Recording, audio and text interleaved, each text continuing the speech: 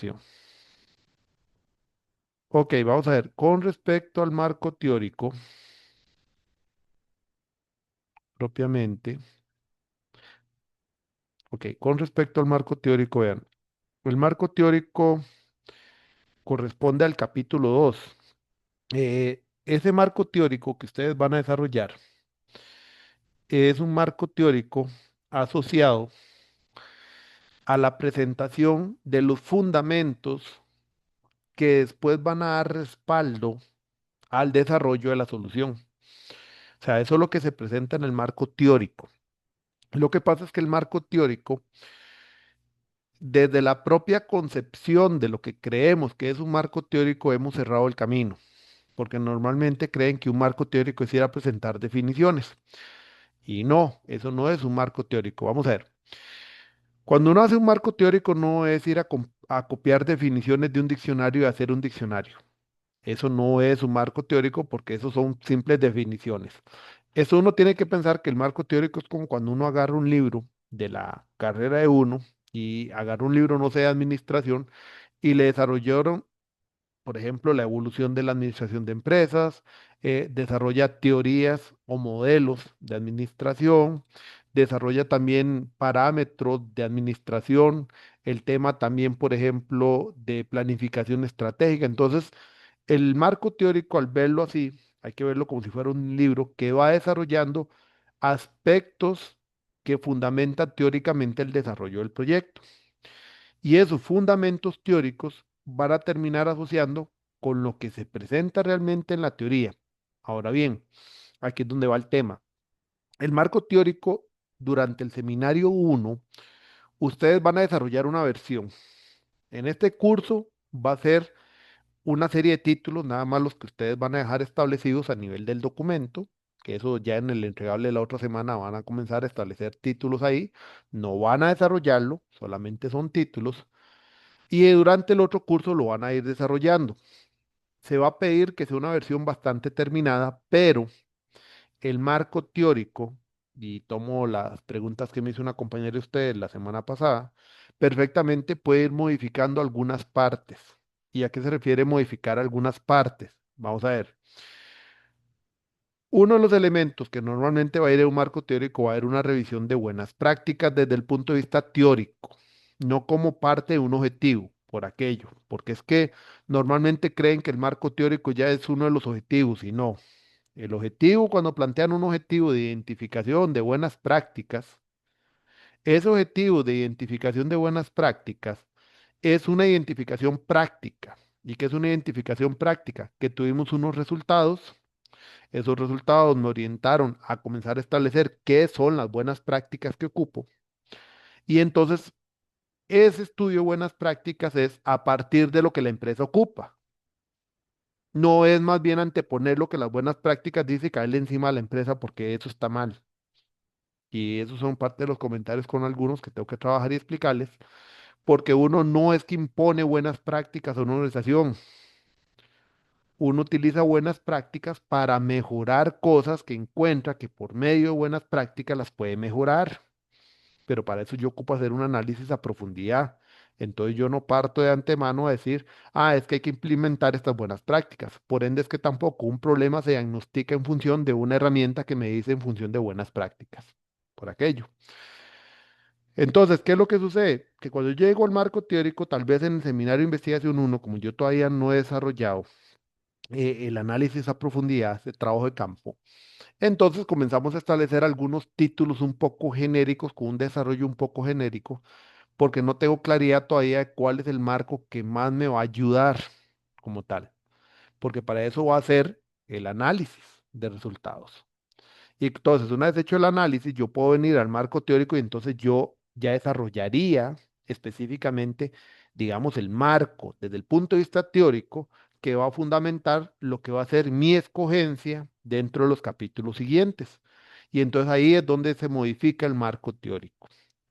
O por ejemplo, dado caso que cambiamos algún elemento que ya no se va a trabajar, pero que no implica un cambio mayor al proyecto, que era lo que yo explicaba la vez pasada, entonces puede modificar también el marco teórico a nivel de contenido, que tampoco implica que cambie el proyecto completamente.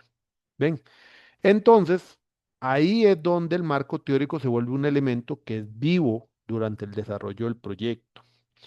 Nosotros lo pedimos en el seminario uno porque así está estructurado ahorita por reglamento. En algún momento hay una modificación que yo estoy promoviendo y que tengo que hacer, porque para mí el marco teórico debería primero trabajarse el análisis y luego hacemos el marco teórico, que daría mayor fluidez al tema, pero ahorita las reglas y el reglamento está de cierta manera y por eso no se puede cambiar.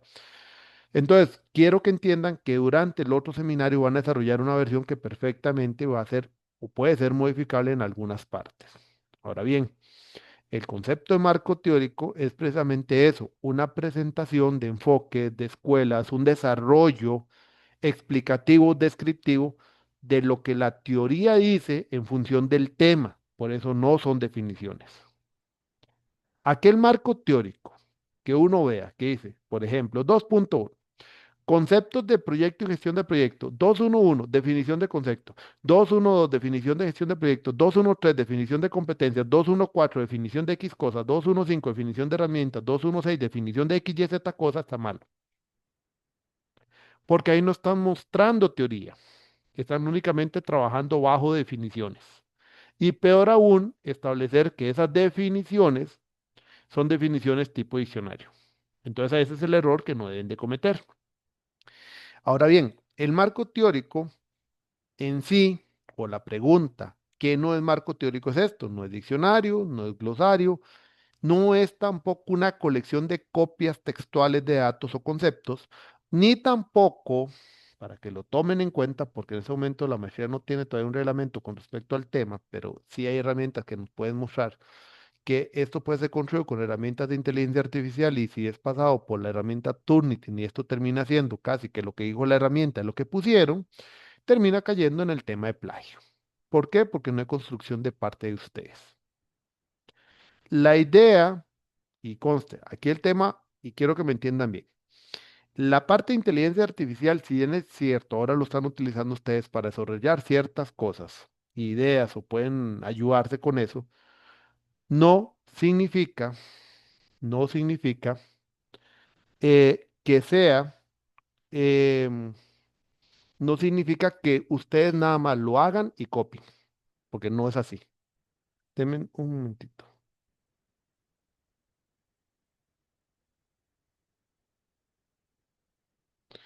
Ven, entonces ahí es donde la herramienta como tal de IA la pueden usar, pero siempre y cuando ustedes, si la utilizan, las referencias que incluye, las metan dentro de referencias y además el contenido sea modificable, o sea, ustedes lo modifiquen en función de sus palabras.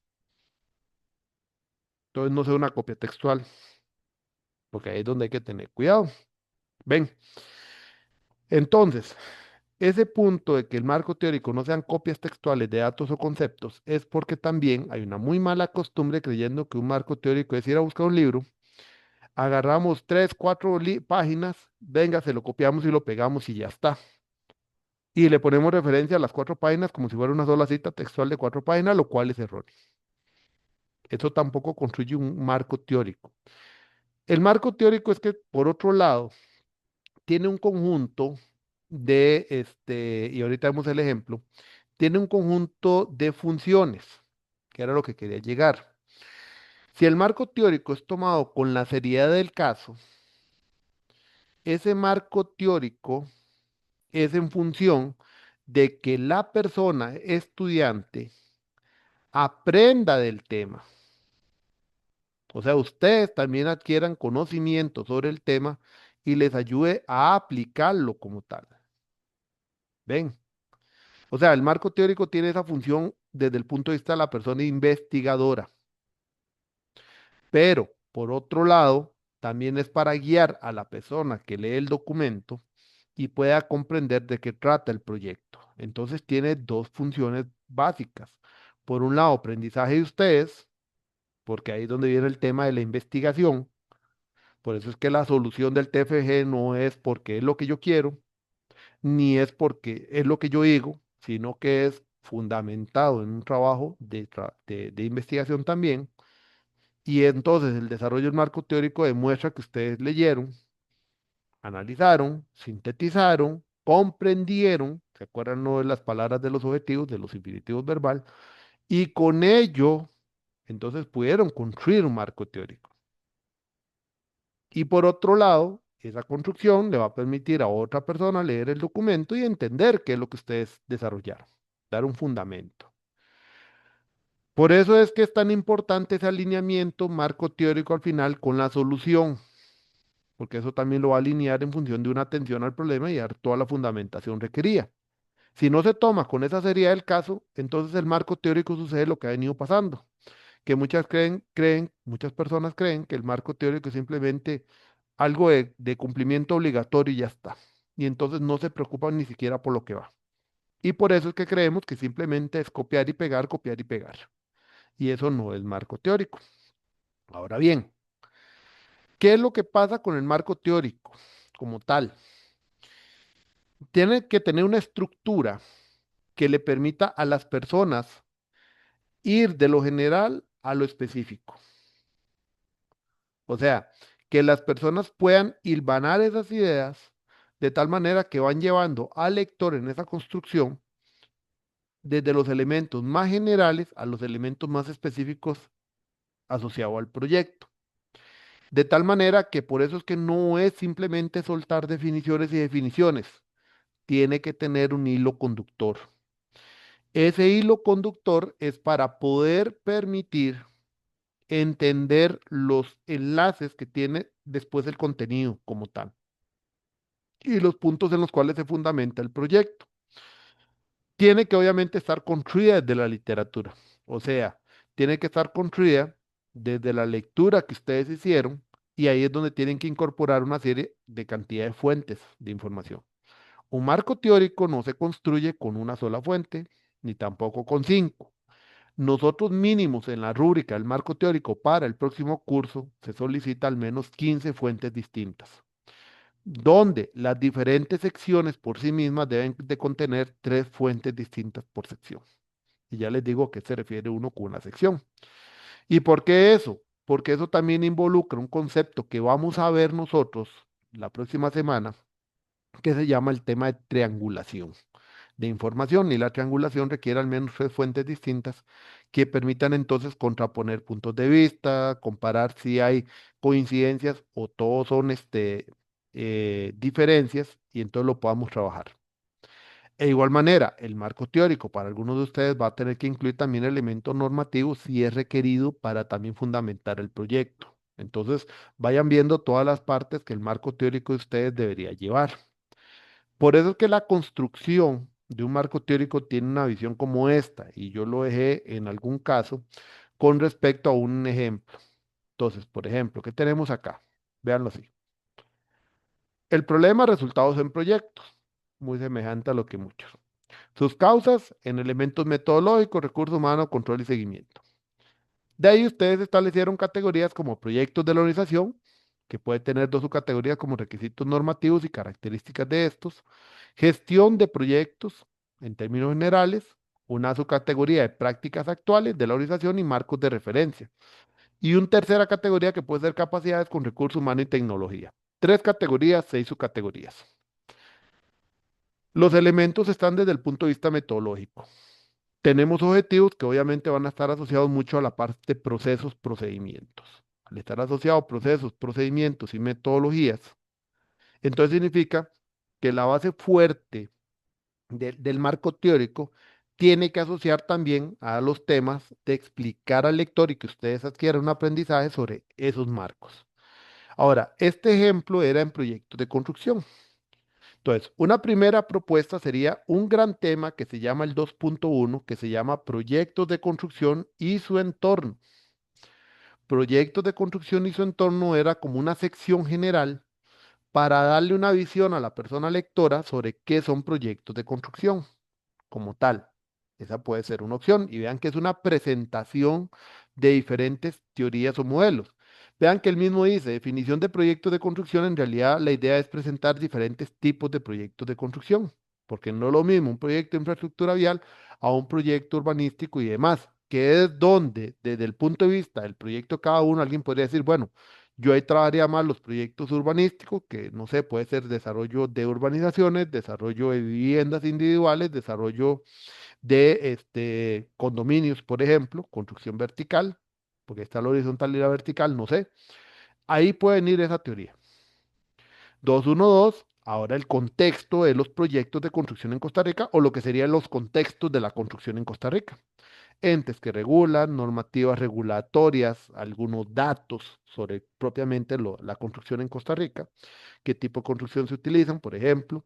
Entonces uno puede hablar de esos elementos siendo una presentación. Este elemento 2.1, obviamente lo que abarcaría sería la categoría 1, que es la de proyectos, y da una entrada como contexto a quien vaya a leer el documento porque me presenta, digamos, el elemento principal que debería entender en primera instancia, que son los proyectos de construcción, para que uno lo pueda leer y entender primero el ámbito en el cual el proyecto se desarrolla. Esa sería la sección 2.1. Entonces vean que partimos de un elemento general que abarca todo el proyecto, porque va a estar presente ese elemento en todo el proyecto. Ahora bien, ahí es donde van las secciones. La sección 2.1.1, la sección 2.1.2, esas secciones son las que le digo que mínimo tiene que tener cada sección tres fuentes distintas, porque no es tomar definición de proyectos de simplemente, es que el PMI dice tal cosa y ya, santa palabra, no. El tema de triangulación lo que incluye es, por ejemplo, que uno vea lo que dice una fuente, lo que dice otra, construir un concepto y relacionarlas entre los tres. ¿Lo ven? No digo nada de la sección 2.1 porque el mismo 2.1, dependiendo de la reacción que ustedes hagan, puede ser que simplemente sea un párrafo introductorio explicando qué es lo que se va a leer en las dos secciones 2.1.1 y 2.1.2. Pero donde sí tienen que estar las fuentes incluidas es en el 2.1.1 y 2.1.2.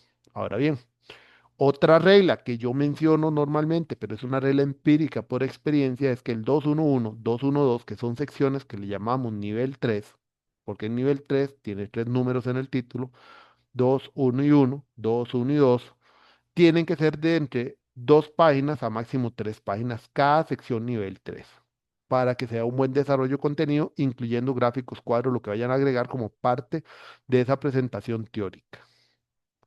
¿Por qué dos, tres páginas? Porque no es simplemente poner definiciones. Es realmente una presentación de teoría. ¿Ven?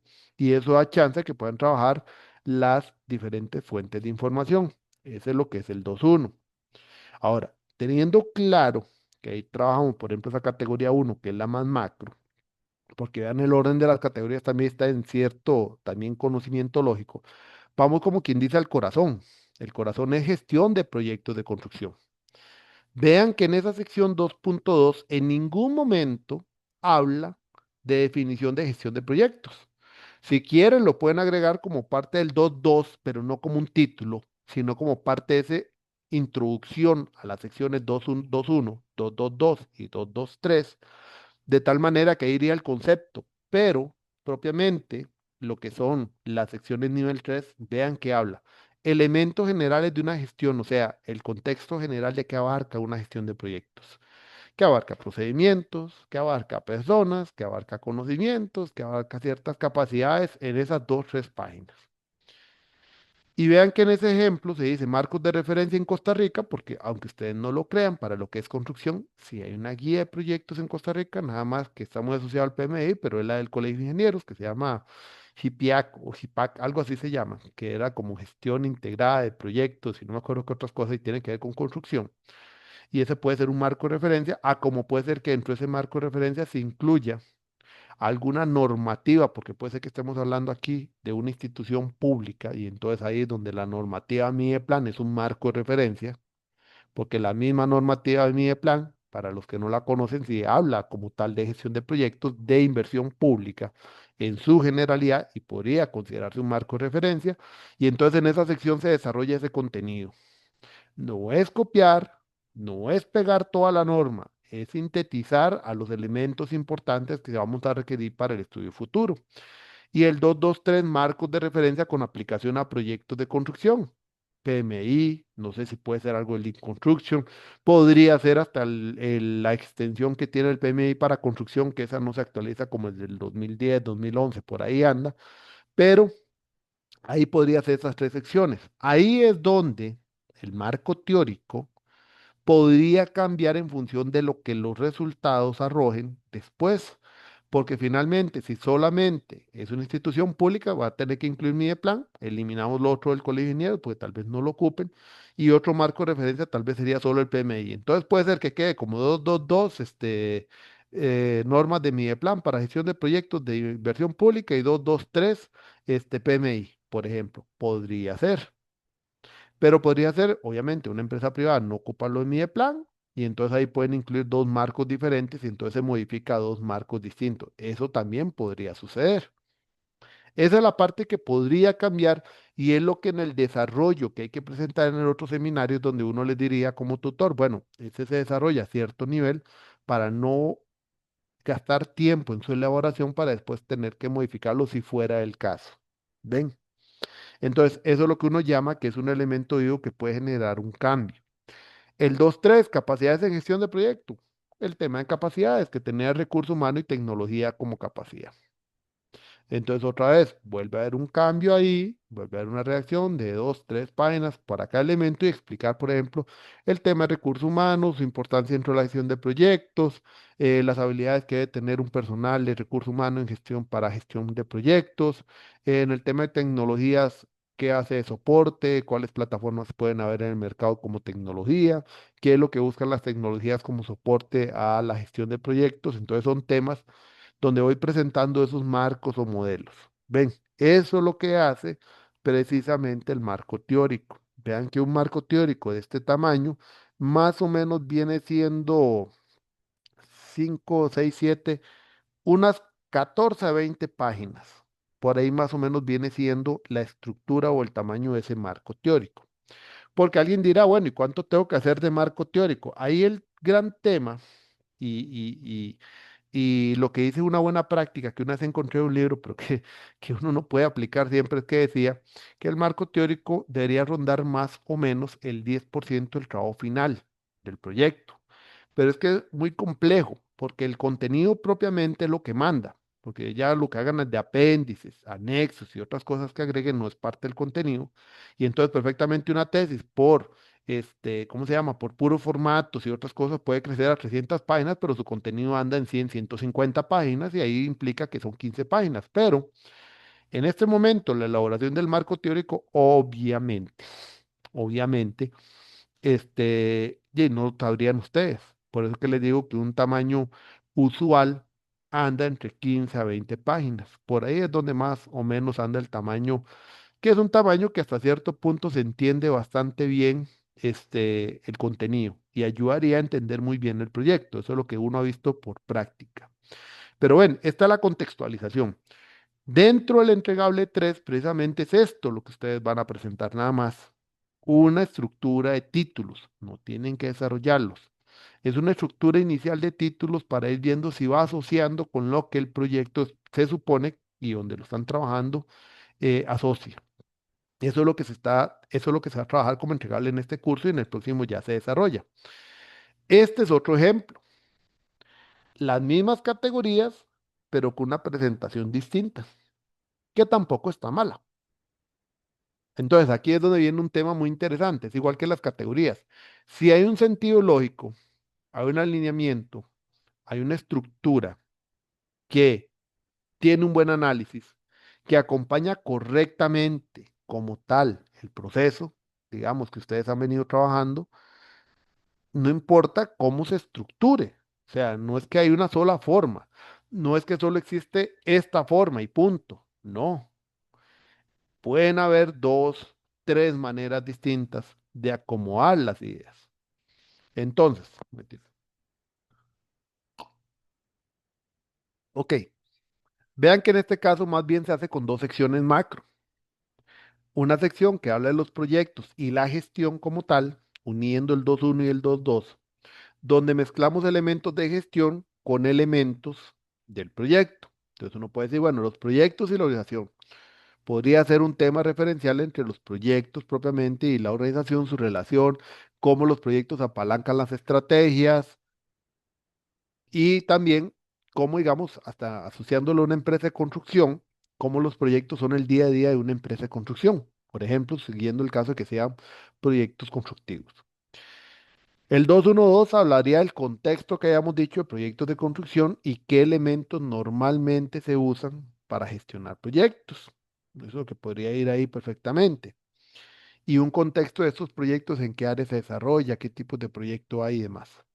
213 habla de elementos generales de gestión de proyectos, que era la sección que hablábamos allá de gestión, donde esos elementos generales no son los marcos de buenas prácticas, sino los elementos que dentro de la teoría siempre acompañan a la gestión de proyectos, personas, recursos, tecnología, el tema de habilidades, competencias, conocimientos, eso podría ir ahí.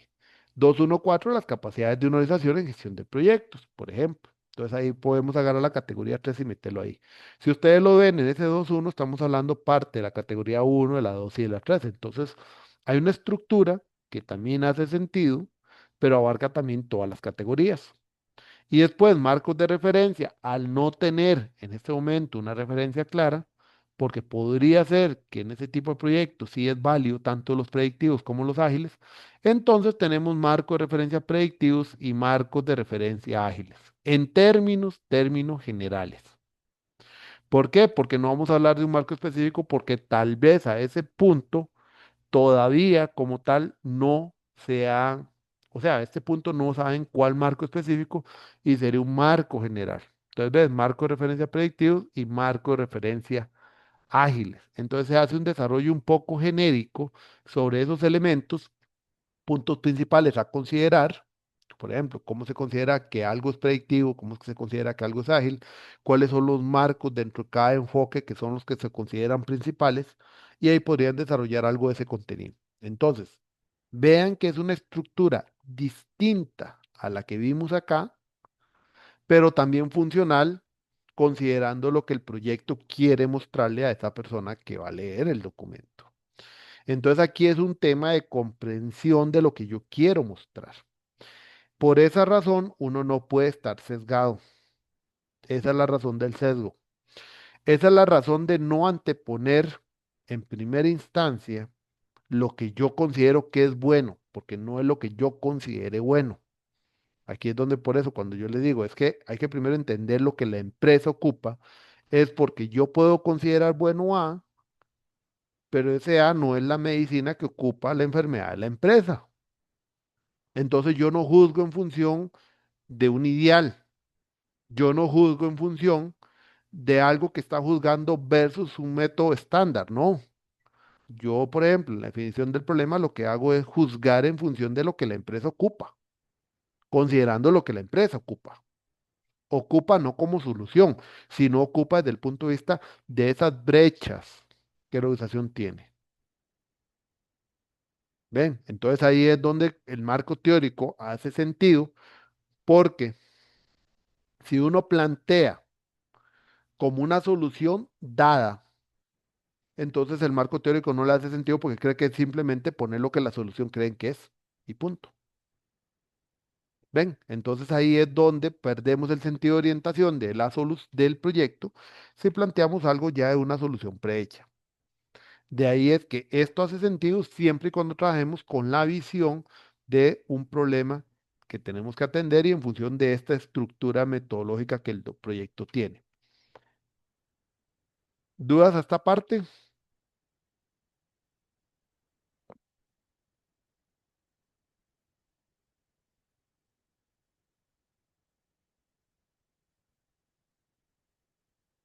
¿Dudas a esa parte?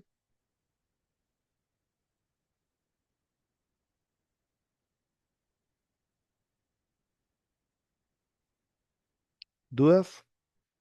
Me parece que no. No. Bueno, entonces, avanzo un poco más con el marco teórico.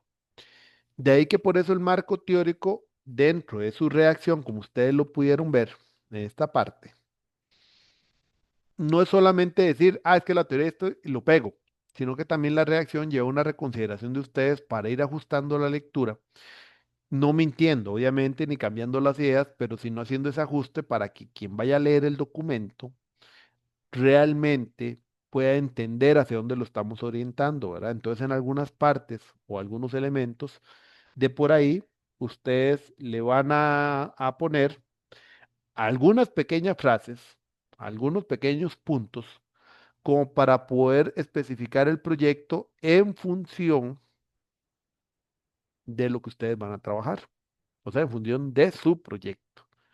Entonces, no solamente lo genérico, sino que realmente hay también una introducción en esa presentación de modelos, teorías, para que la persona entienda el proyecto como tal. Ok, entonces, perdón. Es importante que para el marco teórico haya una buena revisión bibliográfica y de literatura. Ahí es sumamente importante ese tema.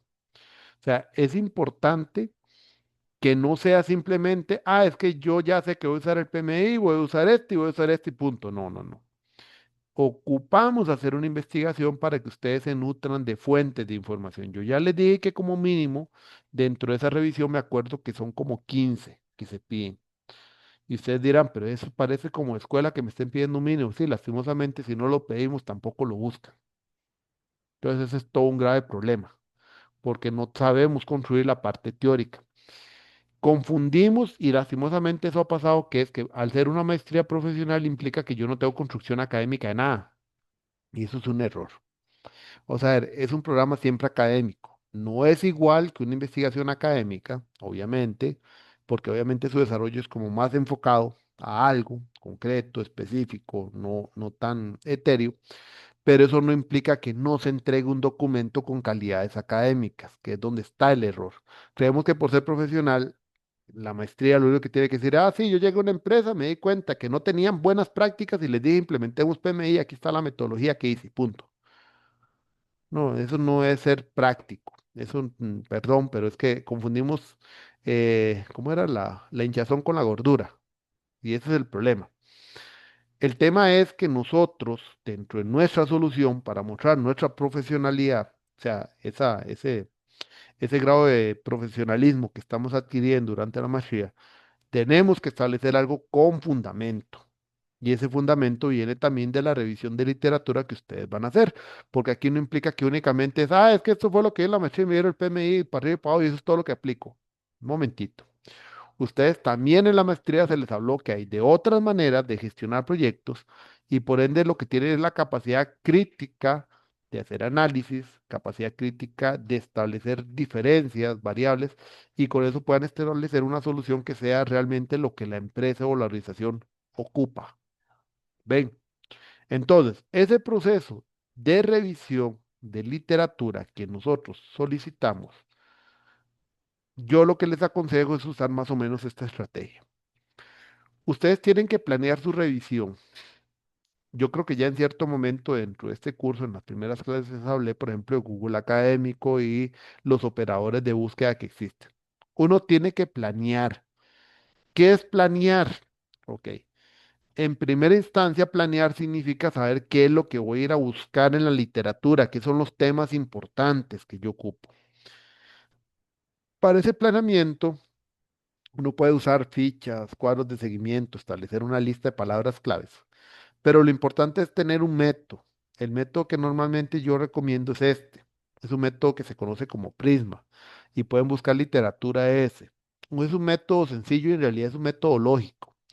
Va a ver, aquí todo es sentido común, aunque decían algunas personas que el menos común de los sentidos es el sentido común, ¿verdad? Entonces, bueno, el punto por qué les digo que es como sentido común. Lo que yo tengo que primero establecer es qué son los temas que yo ocupo nutrirme, cuáles son los temas donde tiene que estar nutrido uno para poder defender después también el proyecto con criterio. ¿Ven? Así, con criterio.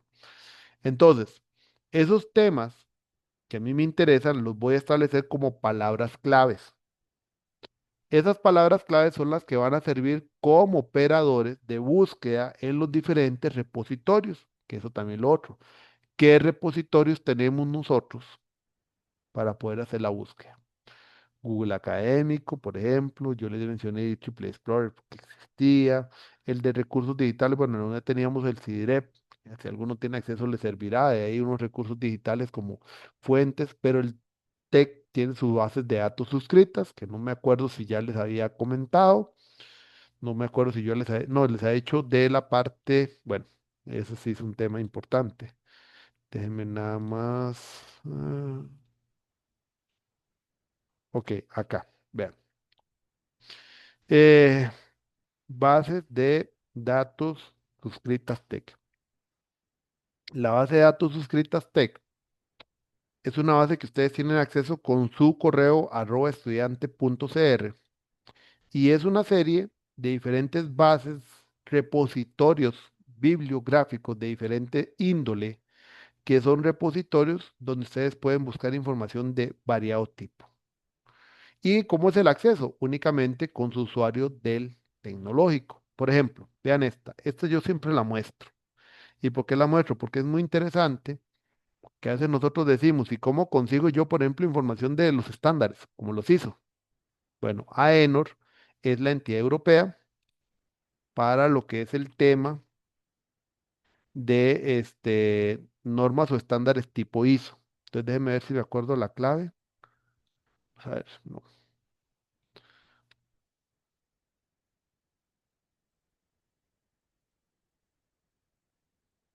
Ajá. Pero todos los mecanismos de seguridad que hay que pasar. Denme un momentito.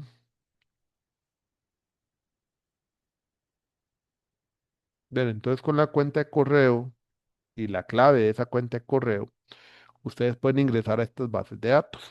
Por ejemplo, vea AENOR. AENOR habla de las normas UNE, pero aquí también están las ISO. Por ejemplo, en I+D hay una norma UNE que habla de proyectos de I+D. La norma ISO para proyectos, yo le puedo poner nada más proyectos, por ejemplo, a ver qué me sale. Y dentro de las normas UNE hay varias. Gestión de proyectos, programas y carteras, que es la UNE 21500 UNE ISO, porque es la misma ISO. Acuérdense que la ISO 21500, versión 2022, que es la vigente, es la que habla de gestión de proyectos, programas y carteras desde el punto de vista de la ISO. Entonces vean que aquí hay un marco que uno puede decir que es un estándar, marco de referencia, que se pudiera utilizar. Pero aquí también habla de algunas otras normas, por ejemplo, gestión de proyectos espaciales, vean hasta eso específicamente, gestión de la calidad, directrices para la calidad de gestión de proyectos, que es la UNE, que es una normativa española, digo, sí, creo que era española, europea, 66.904, por ejemplo. Está anulada. O sea, no está vigente porque obviamente existe esta, que es la que está vigente, pero uno podría referir a algunos elementos que tal vez ahí en su momento se mencionaron. Por ejemplo, pero vean que aquí hay normativa y eso es una base de datos como tal que está dentro de estas bases de datos suscritas. Hay otras, como por ejemplo esta que es de ingeniería civil, contiene información de ingeniería civil, es la que se llama ACE Library, igual ingresan únicamente con su usuario y clave. Entonces aquí hay una serie de diferentes bases de datos que no hay ninguna que diga específicamente gestión de proyectos. Lo que uno puede buscar es, por ejemplo, como esa que decía, la parte civil, déjeme ver dónde era que estaba, era la ACE Library, esta, déjeme ver cómo se ingresa. Bueno, en este caso yo creo que ya como ya me había logueado la otra, ya me reconoció de acceso provisto por el Tecnológico Costa Rica, entonces no sé, projects, así, términos generales. Entonces vamos a ver qué aparece en términos generales, si son artículos, son libros, pero pueden buscar diferentes cosas. Ujú. Selección de métodos para la construcción, ajá, para proyectos de construcción. Uy, un problema. Podría ser, ajá, mejorar a los programas y órdenes de cambio, ajá, de los proyectos de infraestructura, de diseños de infraestructura de edificios. Ujú. Ven, aquí hay, creo que es un paper, vean que dice Scholarly Paper, me imagino que esto debe ser una tesis. Technical Paper, eso debe ser de alguna presentación en algún congreso. Después de eso, yo también puedo venir aquí a filtrar, que eso sí, que sea ojalá de menos de 5 años. Déjeme ver si todavía lo puedo hacer más corto. A ver si de aquí, por ahí, 2020, digamos, entonces ya aquí los voy mezclando, ¿ven? este es 2019, 2021. Entonces aquí hay una serie de documentos que podrían utilizar perfectamente en esta otra base, por ejemplo, los de construcción. Aquí hay unas bases de administración, hay otras bases que obviamente por el nombre sabemos que no les va a servir porque son como de ciencias, digamos biología o cosas así, no les va a servir, pero el punto es que tienen aquí el acceso. Eso es lo que se llama bases de datos suscritas y ustedes ingresan con su correo @estudiantec.cr, si yo no estoy mal.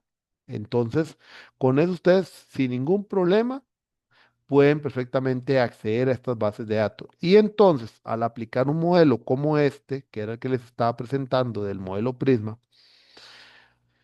entonces ya con estos elementos como palabras claves, teniendo claro los repositorios de información, entonces ya uno puede ir y crear o obtener un primer listado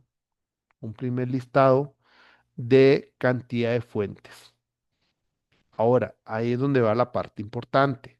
¿Cómo defino yo que ese listado me puede servir o no? Bueno, la parte que me puede servir o no, sí he pasado la biblioteca digital, ¿verdad? Hasta el momento sí han visto también la base de datos suscritas del TEC. Correcto. Perfecto. Ok. Por ejemplo, en estas bases que estamos viendo aquí, uno lo primero que revisa es el nombre del documento. Entonces, no sé, yo veo este y me parece que sirve. Me meto. Cuando son paper técnicos, o sea, de alguna ponencia, en algún congreso, artículo de revista, trae esto, un abstract. O sea, trae un resumen. Ese resumen hay que leérselo. Vean que el resumen son máximo, en artículos de revista o ponencias, 250 palabras, y a lo mucho, mucho que yo he visto, 500 palabras. O sea, pero así al extremo, a lo mucho, 500 palabras. Eso me permite saber de qué trataba la ponencia, si está relacionado con lo que a mí me interesa, si me podría en algún resultado darme alguna importancia o no, y por ende, ese es el segundo punto para definir si ese me sirve. Si ya con esos dos elementos, lectura del tip y este resumen me sirve, traten de guardar o el enlace o el nombre o los elementos principales para que después lo puedan recuperar. Si en dado caso lo pueden descargar, lo descargan, pero eso sí, guarden los elementos de referencia. Por lo general, este documento tiene aquí, bueno, esta base tiene un elemento que le dice a uno referencia. Bueno, estas son las referencias propiamente del documento. Déjenme ver si él por sí mismo hay un lugar donde me trae las referencias de él. Porque aquí tengo los autores, donde se publicó, que es un journal. Vean que aquí está el volumen, número, o sea, aquí están todos los datos para poder hacer, aquí está. Estas Pero si uno comillas se lleva al Sotero el DOI, ya se lo guarda de una vez. también, exactamente. Con Sotero pueden jalar el DOI, le guarda la información porque todo está indexado. O la otra es que eh, aquí uno puede descargar la citación también. Nada más que hay que buscar qué tipo de citación, pero eso ya estaría en lo que son los formatos que usan estos referencias bibliográficas. Entonces, hay diferentes maneras en que ustedes pueden capturar esto, porque es importante la captura de la referencia, y lo hago mención, porque algunos tal vez lo que hacían antes era descargar los archivos y los guardaban y después les hago la referencia, sí, pero cuando ustedes bajan el archivo o bajan el enlace, que es peor, nada más copian el enlace y lo ponen en un TXT, de qué trataba el artículo, a qué hace referencia.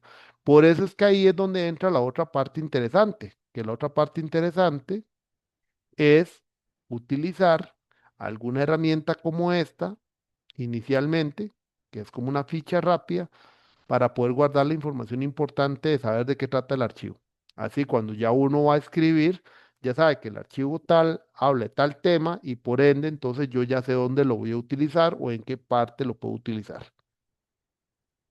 Esa es la manera rápida de poder pasar y obtener una buena cantidad de fuentes sin morir en el intento, le llamo yo. ¿Por qué sin morir en el intento? Porque normalmente la gente cree que hay que leerse todo el archivo completo para poder sacar el documento y saber si el documento me sirve.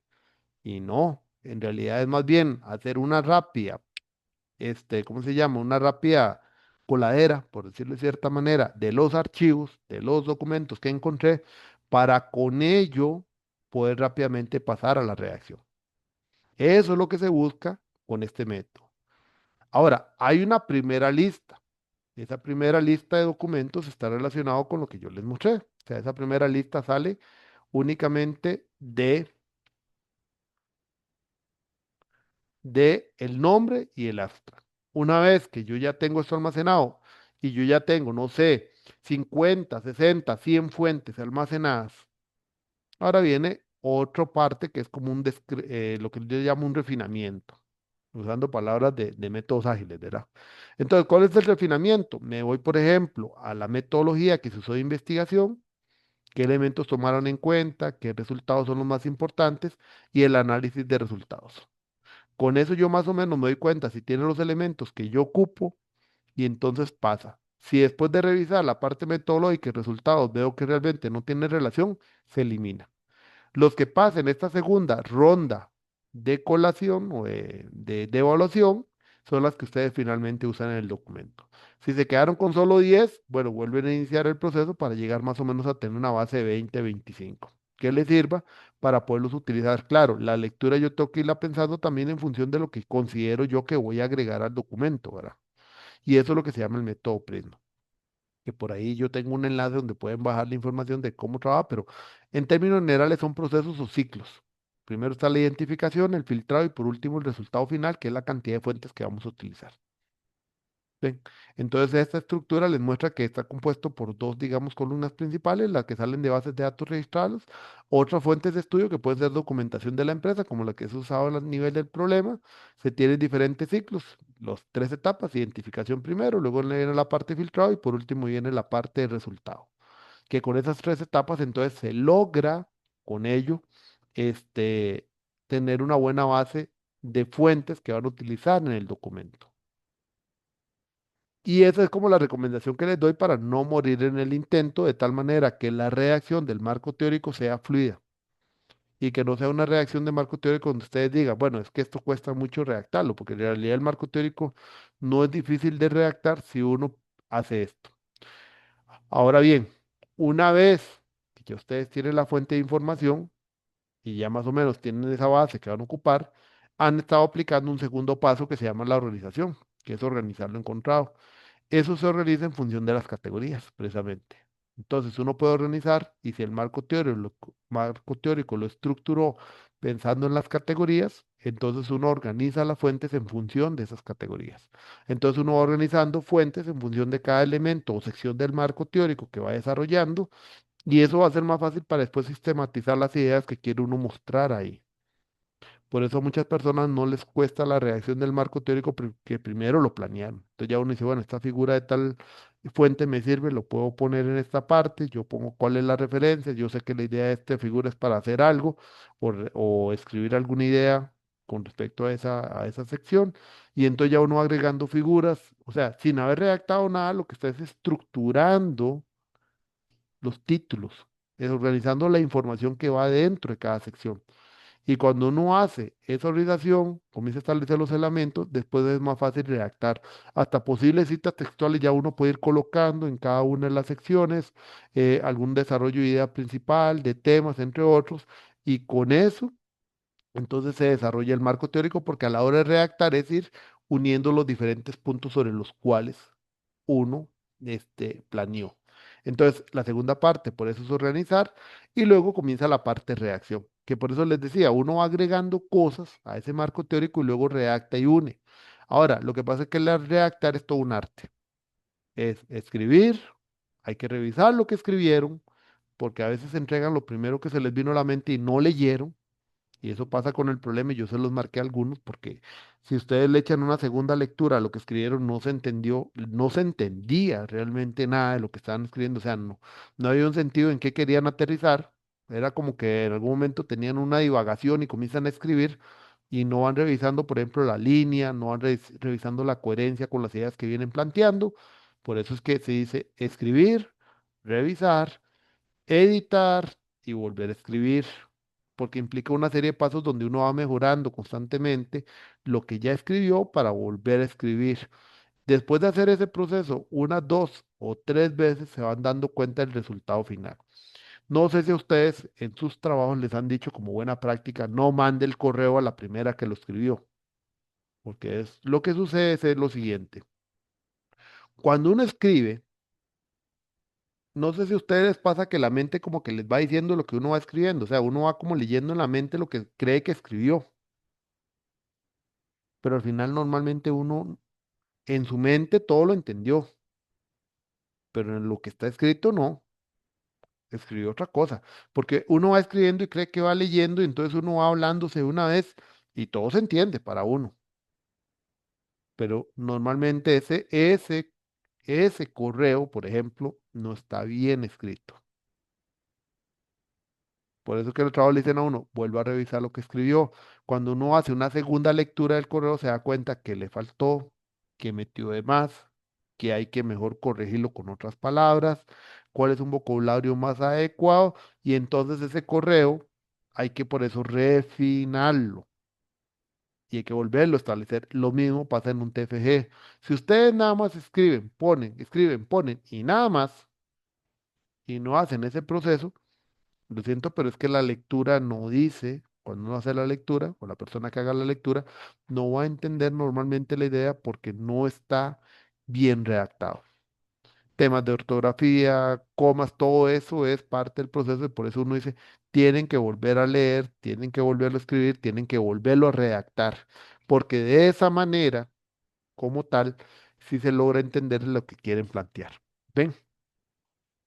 Entonces, ese es el consejo. Tienen que volver a escribirlo, tienen que volver a revisarlo para que sea una buena redacción.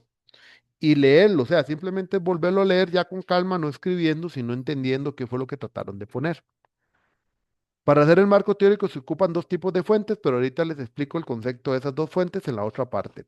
Donde buscar información ya les mencioné, ya les expliqué un poco el método Prisma y esto es una idea de más o menos cómo uno puede establecer un marco teórico que es más o menos los ejemplos que puse arriba, que ya se los expliqué. Ok, dudas, consultas con el marco teórico,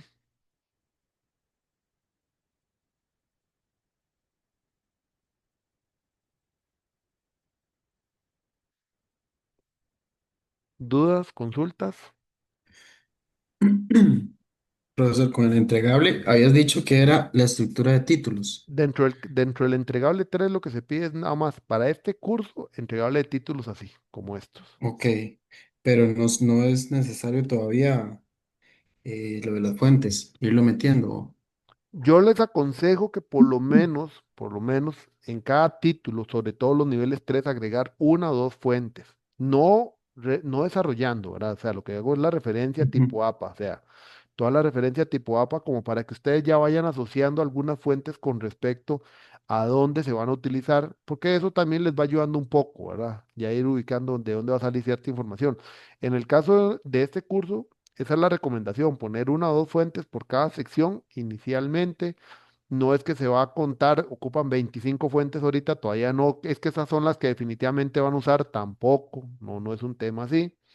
Es un tema más para que también ustedes vayan ubicando cómo las fuentes, y dependiendo del tema que quieran trabajar, va a ir acompañando ciertos títulos, nada más. Entonces, ahí es donde va la parte. Pero sí, lo más recomendable es tal vez ir agregando una o dos fuentes por cada título que van agregando, de las que tienen ahorita y conocen y tienen a mano, ¿verdad?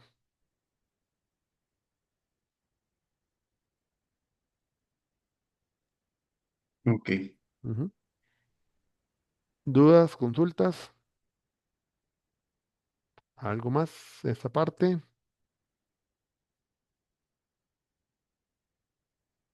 Ok. ¿No tienen dudas? Bueno, si no hay más dudas, entonces voy a darle parar a la grabación. Primero voy a parar de compartir y paro la grabación.